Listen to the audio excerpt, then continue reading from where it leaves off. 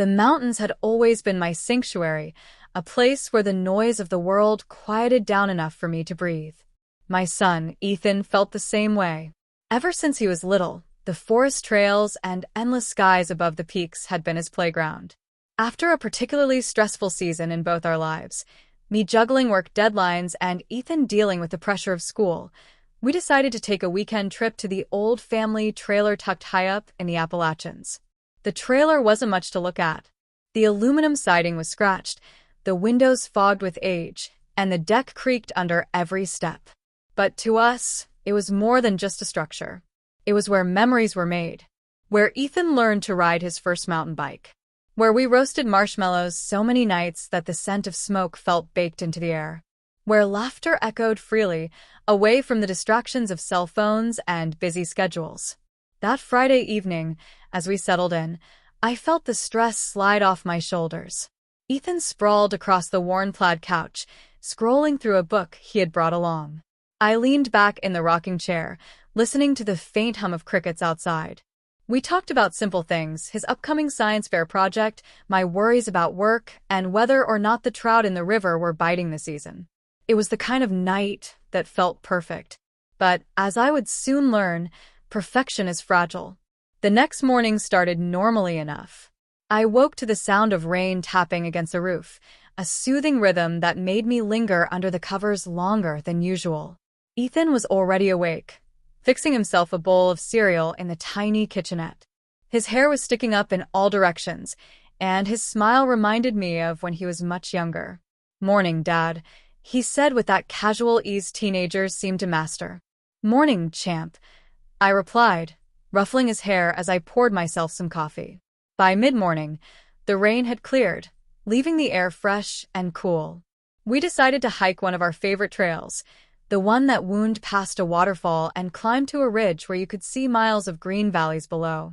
The hike wasn't easy, but Ethan loved it. He kept running ahead, then waiting for me with that grin that dared me to keep up. Halfway through, we stopped at the waterfall. The sound of the rushing water filled the space, echoing through the rocks. Ethan skipped stones across the pool, while I sat on a boulder, watching. Everything felt so alive. But then something shifted. It was subtle at first. The woods grew quiet, unnaturally so. No birds. No rustling leaves. Just the pounding of water against stone. Ethan noticed it too. He froze mid-throw, glancing at me. "Dad, why is it so quiet?" he asked, his voice low. I shrugged, though a knot was forming in my stomach. "Probably just a storm moving in," I said, trying to reassure him. But deep down, I knew something felt off. We decided to cut the hike short and head back to the trailer. On the way, we heard a sound that still makes my skin crawl when I think about it, a low, guttural growl echoing from somewhere in the trees. Ethan's eyes went wide. "Was that a bear?" he whispered. "Maybe," I replied, keeping my voice calm for his sake. But inside, every instinct screamed at me to move faster. We didn't run. Running could trigger a chase, but we walked quickly, hearts pounding with every step.